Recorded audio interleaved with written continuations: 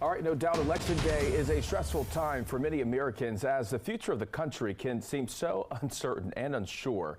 And joining us this morning to talk about it all via Zoom is Dr. Pete Vernig with Recovery Centers of America.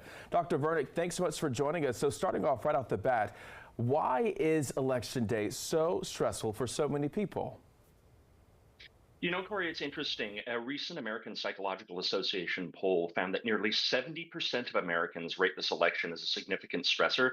That's the highest of any recent election.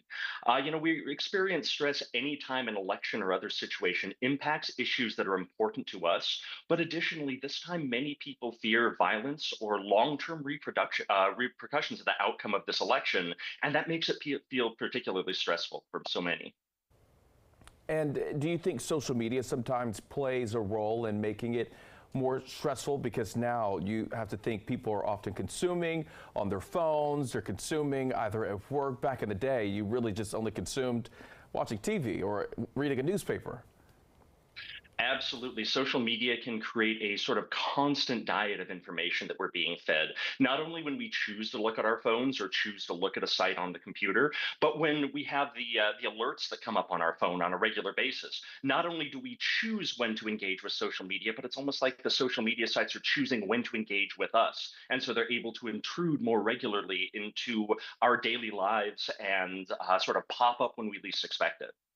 And when it manifests in our daily lives, what does that often look like?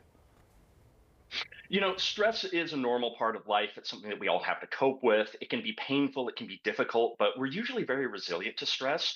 But the issue is chronic stress. This is stress spread out over a longer period of time, and it can have negative effects on our bodies and our minds. It can lead to anxiety, to depressed mood, sleep problems, headaches, and even more serious issues like immune suppression or cardiovascular problems.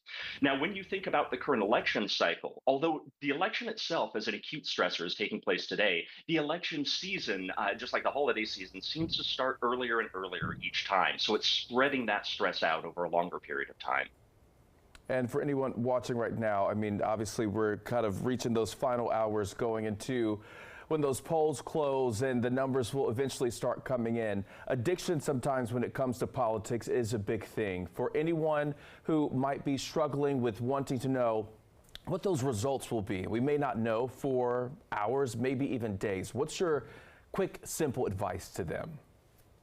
You know, my advice to them is to be conscientious about where they're getting their information from. Make sure to look for reputable sources. Maybe turn off those alerts on your phone so that it can't intrude onto your day-to-day life or when you're trying to relax. Set boundaries with loved ones. If there's somebody that you don't want to talk about the election with, let them know that. And you can put it in terms of yourself. Say that, you know what, this is stressful for me. I prefer to talk about something else right now. Or don't engage with those individuals during the election itself. And then finally, look for safe, healthy outlets for that stress, things that you can do to de stress, to calm yourself, to distract from the stress that you're experiencing around the election or around anything for that matter. All right, Dr. Verner with Recovery Centers of America, thank you so much. We appreciate it. And we'll be back right Thanks for after having me, this. Corey. You're welcome.